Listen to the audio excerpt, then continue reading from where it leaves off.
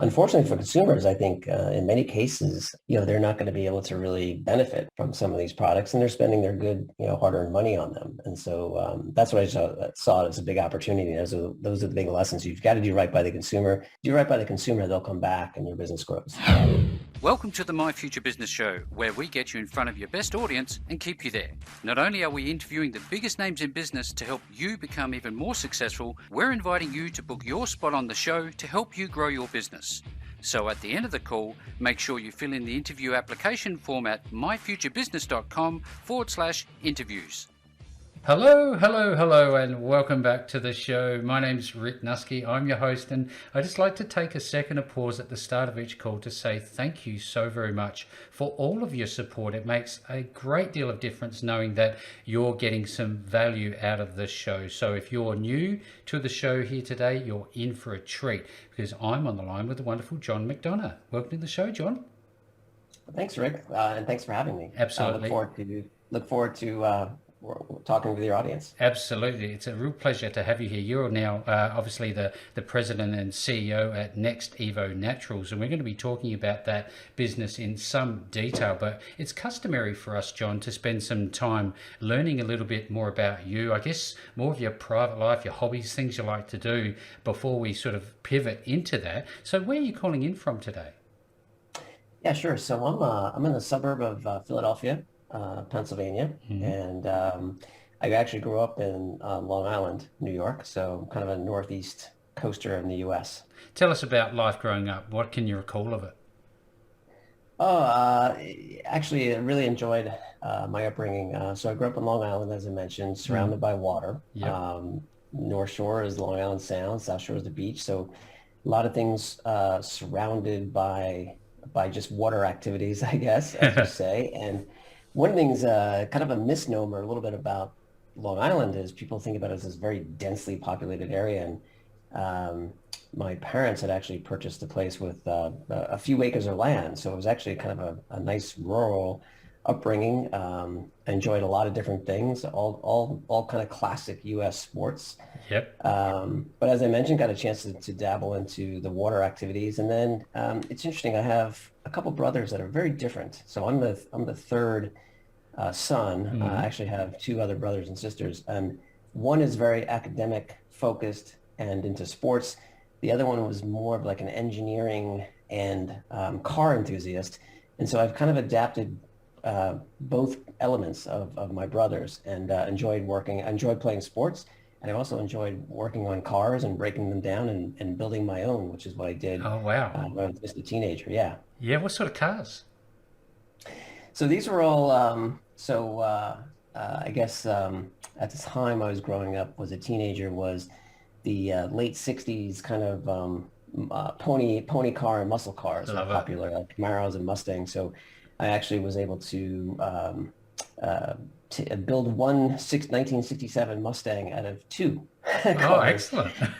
So, the old cars back then, they didn't last as long as they do now. And so you had to actually kind of steal from both vehicles to build one good one. It's a bit of the Frankenstein approach. Yes, and then in the process, of course, very interested in making it, faster and more powerful and so on. So as you do.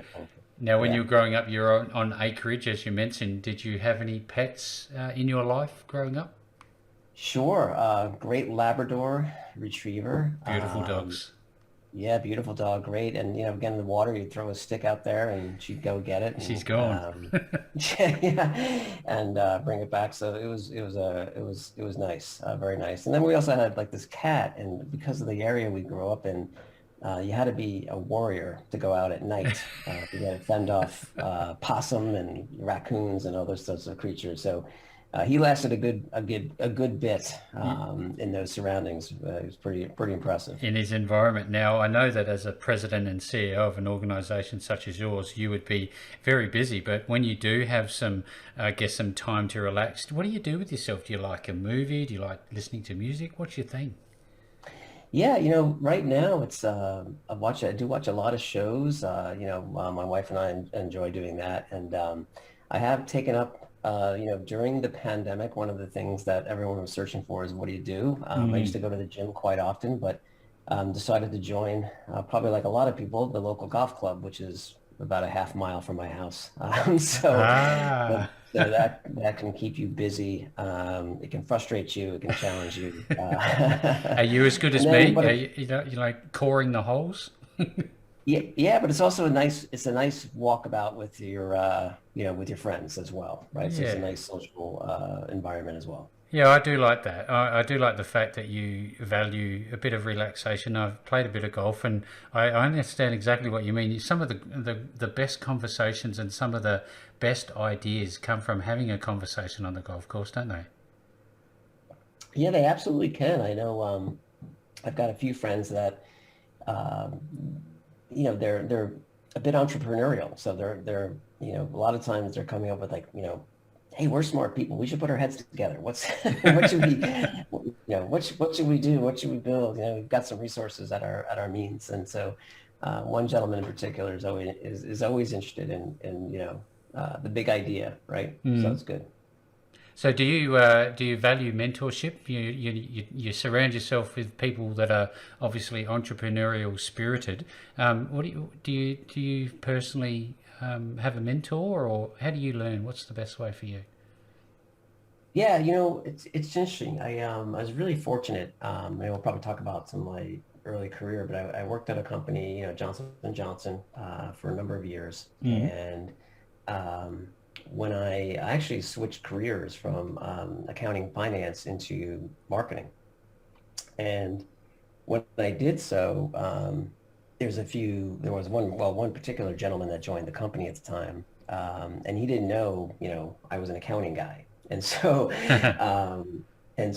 when I was doing some work with him, we really hit it off, and he became my mentor for a number of years, and actually he's actually the non-executive chairman of Next Evo Inc. Oh. So I know that I can rely on him for any kind of advice Mm. that I need. And he's just a marketing whiz, but he's also just extremely insightful.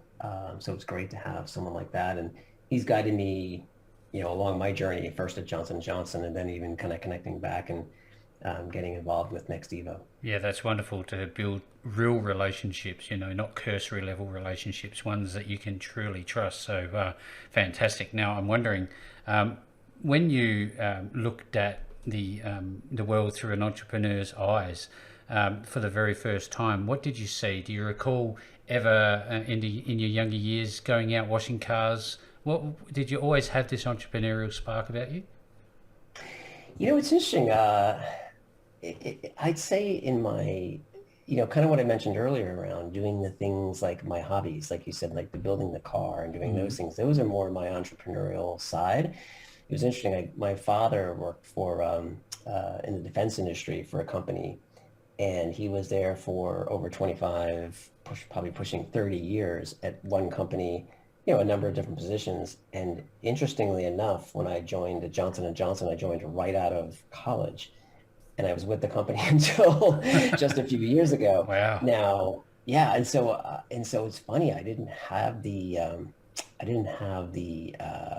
I guess exposure, right, to that entrepreneurial realm, right, Mm, and mm. so within Johnson& Johnson, they always prided themselves as a number of small companies within a big firm. But I'd say what was interesting about some of the positions I had was I was always looking for how to break the mold. How do we do something different? If there's a game plan or a roadmap, how do I make this roadmap better, perform more efficiently? Improvements. Yeah, Yeah, love it. I absolutely love this sort of conversation because it actually, I guess, folds back a little bit into your life and gives some context for your journey leading up to your time now at Next Evo Naturals, which we're going to be talking about in a moment. Now, are you historically an early riser? I don't know about myself so much. yeah. It's interesting.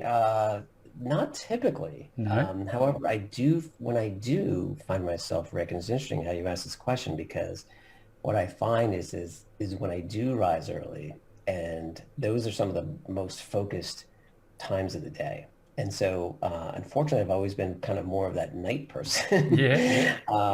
But what I'm learning to appreciate now, is that morning time is really great because it's the quiet time when you can actually focus. And so I would recommend that as if it's not a habit that you should at least pick a few days of the week to say, hey, these are the days, these are going to be my early days, right? Yeah. There's some other days I can sleep in, if you will. Yeah, absolutely. Now, given that you've worked for, I guess, a behemoth in the industry, Johnson and Johnson, for so long, what have you learned from them? What's the one thing do you think you've taken away from them? There's a lot of great lessons. One of them, though, is you've got to do right by the consumer. You've got to be led by the consumer. I think the other thing is that the discipline of what I will say about my products and the quality that I put into them, Mm. those are pillars of which our company was founded on. And a lot of that stems from, my prior experiences at that larger company because we really owe it as manufacturers and marketers and as business people to deliver quality products to consumers that will make a difference in their lives um, versus just kind of like pumping out something and Just stamping a name on it. yeah, Yeah, yeah. just And so another generic product.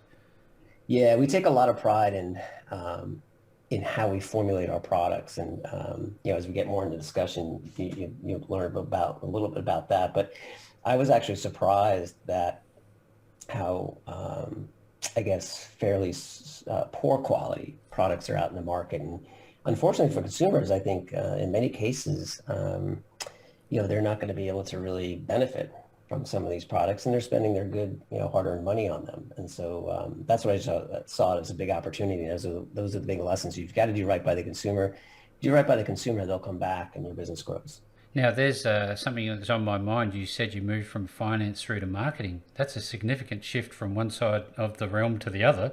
Why the shift away from finance to marketing? Could you share? Yeah, it's uh, finance and accounting certainly makes a lot of obviously valuable contributions, and I felt like I was part of the team. But it was interesting because I do remember a few instances I was watching some of the marketers, present in front of the sales team, and at Johnson& Johnson, it's really a marketing-led company, Mm. right? Yeah. And so what I really envisioned myself was rather than being in the back of the room watching that, I'd I'd much rather be in the front of the room leading that. Yeah. And so that was like kind of the aha moment, I guess, is that I had when I'm sitting there going, I could do that. I So love the fact that you can make a decision to move away from something because that wouldn't have been a small commitment to get into the top tier of finance. no, it was interesting. I was a bit of a trailblazer, and talk about entrepreneurial. That was kind of the no one that anyone could remember had ever done that Mm. until I had done it. And again, I think so I didn't have an MBA from Kellogg or Wharton or Harvard, right, and Mm. Cornell, which is where some of my peers did at the time. So it was very, very fairly unique situation right at the time. So it was a bit of a trailblazer. And I had a number of people, sit me down and say, you sure you want to do What are you this? doing? So, Have you thought this through? yeah, Well, exactly. it's probably a really good segue into my next question, which was to do with the risk that we take in business and everything we do, essentially, John. Now, I'm wondering, should you embrace risk, and should you see that there's two sides to risk? And what can you tell us about your experience with it? Yeah, that's an interesting question, Rick. I think, certainly with risk, there's certain things you can risk, right? And then there's certain things you can't, right? So you don't want to risk, for example, product quality, right? Mm. You have to, you have to know where you're willing to exercise risk. If you want to invest heavily behind a program you're not sure about, that's a risk. That's a So risk, yeah. yeah, doing something like, like I mentioned earlier, doing something different that hasn't been done before, that's really risky, right? And so what I always try to look at is um, you have to be sure that you're not going to have like a negative consequence from the risk that you can't recover from, right? So Yeah, if you think yeah. about it, risk for the sake of doing, getting more consumers to try your product, risk doing something different, trying different tactics, to educate people around things. Yeah, they're not all going to pay out from a financial standpoint, but if you did something risky on a quality standpoint, for example, that's where you have to draw the line. And so that's where I think, that's where it's interesting. Like everyone has their own appetite for risk.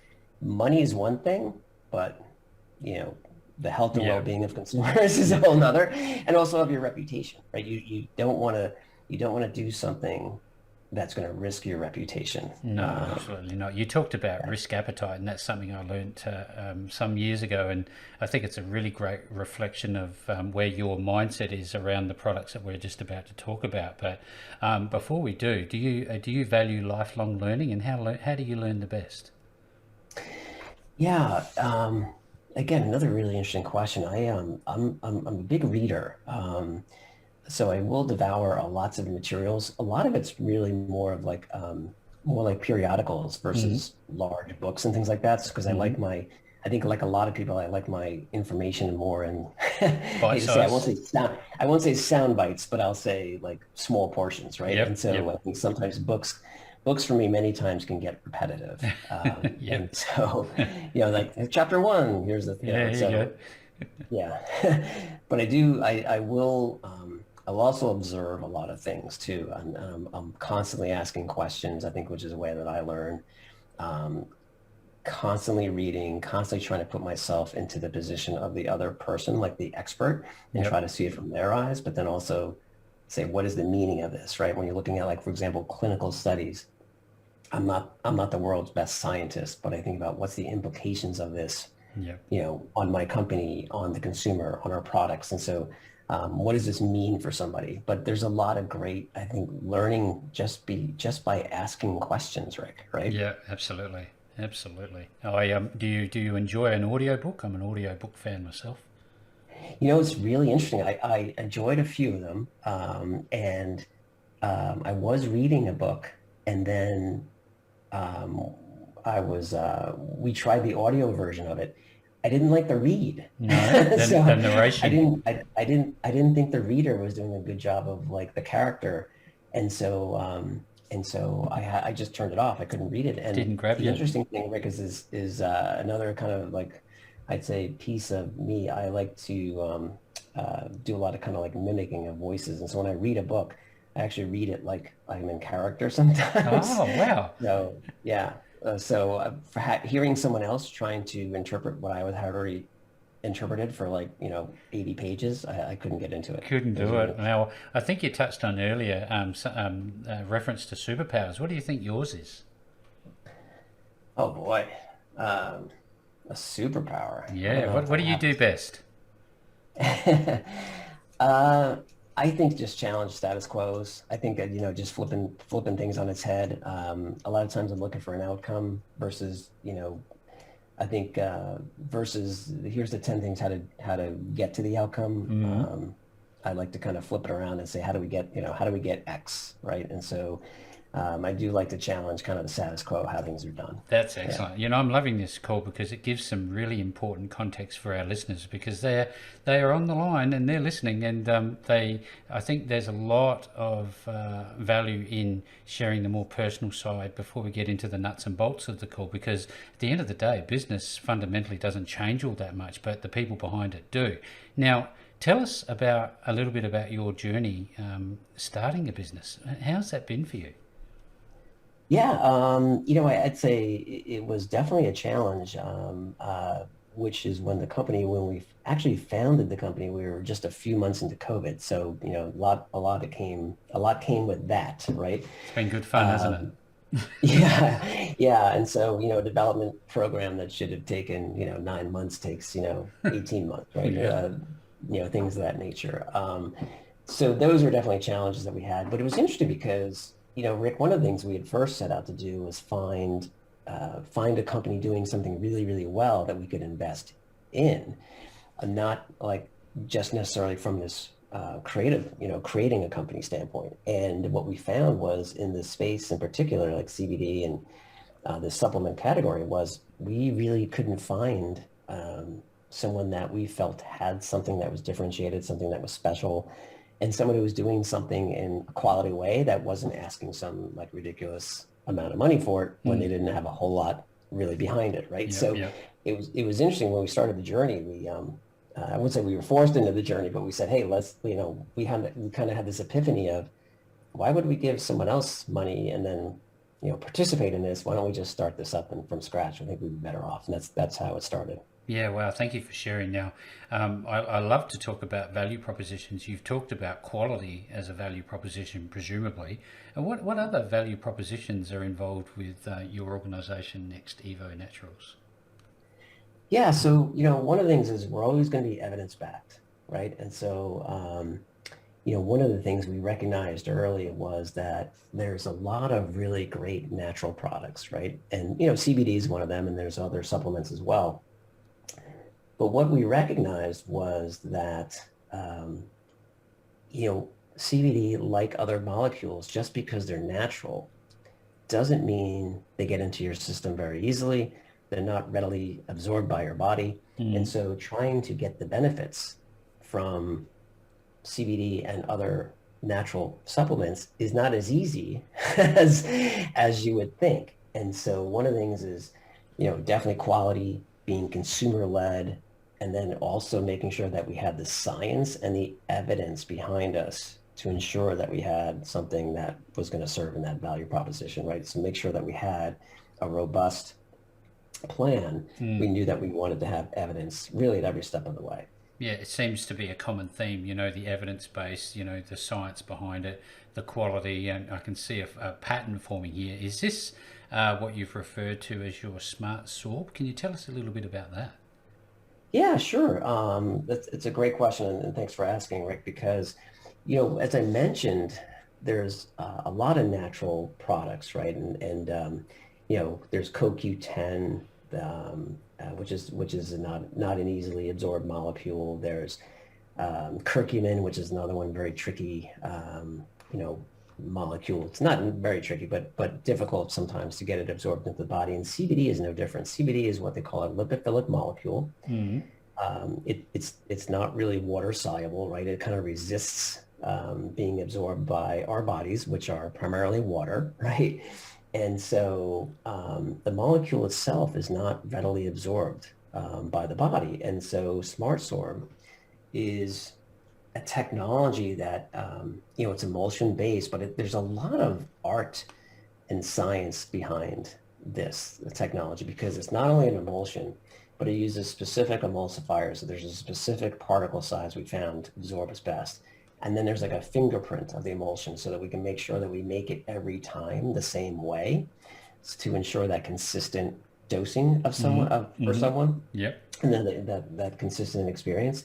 And so it's several things wrapped into one technology, which then, and we've actually proven this, makes our product about 4 times more absorbed than what we call a regular CBD or kind of an oil-based, product like you'll find in tinctures and these other, products on the market. Yeah, so it's pretty remarkable because if you think about it very simply, if you can't get CBD into your system, how's it supposed to help you? No, it's not. So It's not going to, is it? it's going to be right. You'd have to take a lot of that, bottle of oil, right, to get the same amount as we can from, some of our products. And the beauty of our technology is we can apply it in both a kind of a liquid and powder form. And so we've made capsules, which are, again, rapidly absorbed and more completely absorbed. And we can put it in gummies and we can put it in very, different kind of formats. And so we're excited for the consumer because right now, relying on oil-based tinctures, which don't taste very good and certainly don't absorb very well, as we know from Mm. the science. Mm. And the same thing with gummies. Many manufacturers use this isolate form of CBD, which does not absorb very well either. So again, we're proud to bring the consumer something that will give them really an opportunity to experience all the benefits of CBD. It's one of those conversations that has so many questions. There are so many answers to problems that it is known to be already solving for so many people that are out there, either suffering or actually just wanting to enhance their, I guess, their life's experience. Now, tell us a little bit about some of the hurdles and some of the myths behind CBD? Oh yeah. So, as I mentioned, there's a couple things actually, Rick. It's really interesting because some of the marketing around it, around the products in the category is that you need this, entourage effect, which is borrowed from like the cannabis industry, right? And Mm. the entourage effect means that, well, there's CBD and then there's other cannabinoids and terpenes and other things into the, in the mix, if you will, Yep. to, Yep. to enable them all to work. And so when you look at the science, all the science is behind CBD. It's not behind all these these little minor cannabinoids that are in the products of, maybe 1% or half a percent, of the total product. So there's a lot of myths around this full spectrum entourage effect, which may or may not really be true, right? So it's really the CBD is the molecule bringing you the benefit, right? Not all this other things All in these it. other things, yeah. Yeah, and then I think the other, really big one is the fact that um, in these tinctures, they say, well, hold it under your tongue because then you get this like sublingual absorption. And again, it's, putting Questionable. oil, trying to push oil or trying to push a lipophilic, molecule, which is now married, dissolved in oil through your oral mucosal, Yeah. system is not gonna work. So you basically wind up swallowing it and then it doesn't absorb very well. So those are a couple of the big myths I think that we see out in the marketplace, and unfortunately they are just repeated by a lot of either manufacturers, bloggers, things of that nature. So it's hard to actually break, it's hard to break that chain with some Yeah, of those. absolutely. It becomes, Mhm. the urban myth becomes reality for a lot of people, doesn't it? Yes, and I think in this category especially, I think because again, there's a mystery behind it. I think because it's relationship with cannabis, and so you have a lot of I would really just say it's misinformation, Yeah, so yeah. yeah, So I'm yeah. wondering, what's the, I guess, the local and I guess wider take up from the more scientific medical sort of profession around these types of products?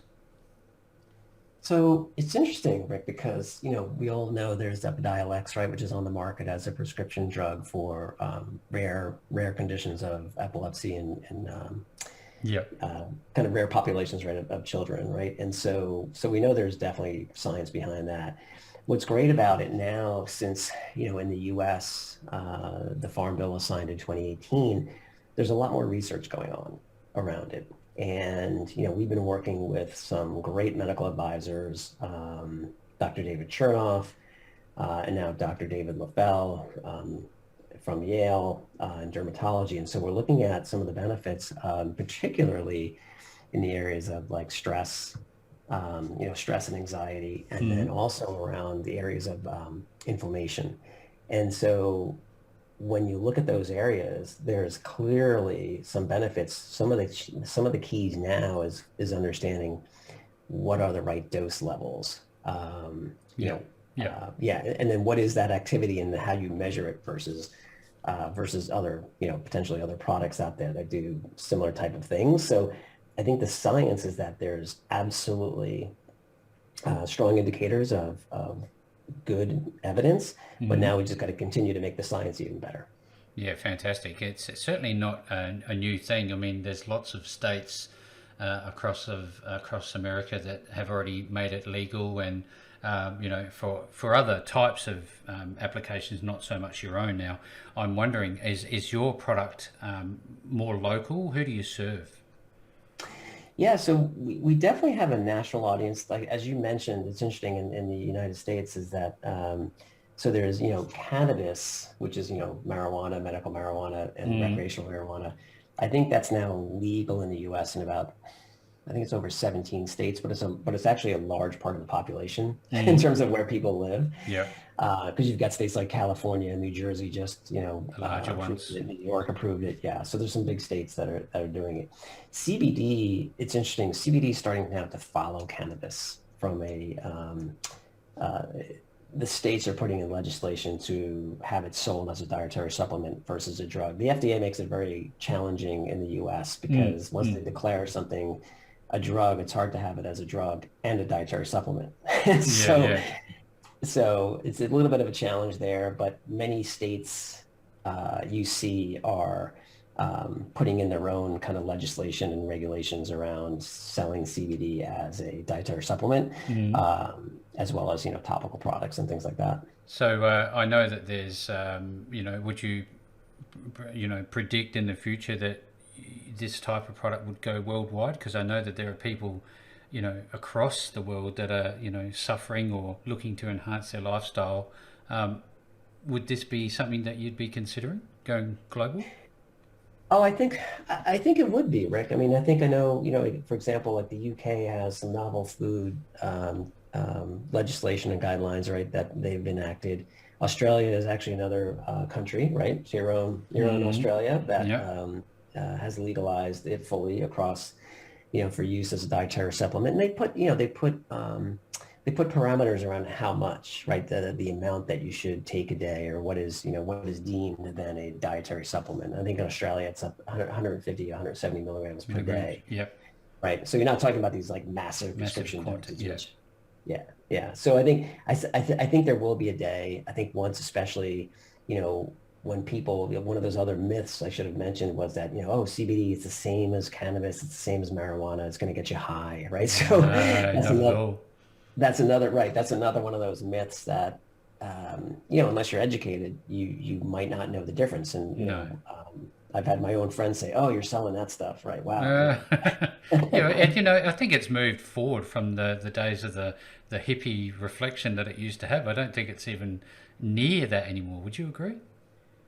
I do agree, and but it's interesting, Rick, because that's also part of what we're trying to break out from. And I think what you see in um, some of the messaging in the market, it seems a bit, I'm going to say, hippie-ish, right? So Mm. like I mentioned, those like full spectrum effects, and these other phytocannabinoids, right? And so they're using this language like it's like, they're almost trying to tap into like a A um, culture. yeah, like this cannabis culture. And I'm like, well, this is very different. This is more like, I won't say vitamin C, right? But it's like, it's like taking a supplement to help enhance, like you were saying, like your lifestyle today, or maybe, overcoming some challenges or addressing some issues that you're having, right, along the way. So I It think lives it's in a much different. better. It lives in a Yeah, much different pillar, doesn't it? it does. Yeah, absolutely. Look, I've really loved this conversation. I'm wondering now, for those who are looking to learn more, because I will say I spent some time on your website and I was really, really pleasantly surprised, John, about the depth of content that you have available. Tell us a little bit about your website and where people can find you. Yeah, so nextevo.com is our website. We're also on Instagram under Nextevo Naturals. You can find us there. And one of the things we're trying to really do, Rick, is guide the consumer to kind of this, I'll call it, educational information if they have questions, right? And so, a lot of people do have questions around like what I just mentioned around the full spectrum, or how's it absorbed, and bioavailability, and who should I believe and who I shouldn't. And so we really want to help people get I'll call it the real answers on those versus Mm. kind of the ones that are out there, probably prevalent in the market. And Yep. so, yeah, and so, we're excited because right now we feel like also from our product offering standpoint, we've been able to get to a point where now we have the product development kind of behind us a little bit. And, now we're starting to really see products come out, really every month, right? So first we had our capsules, then we introduced our melatonin combination capsule, which is actually a controlled release product, which is great because melatonin, again, clinically is very good at helping you fall asleep, but it goes out of your system very quickly. Mm. So Mm. we formulated it with a controlled release formulation of melatonin to kind of help it stay in your system a little bit longer to help you stay asleep.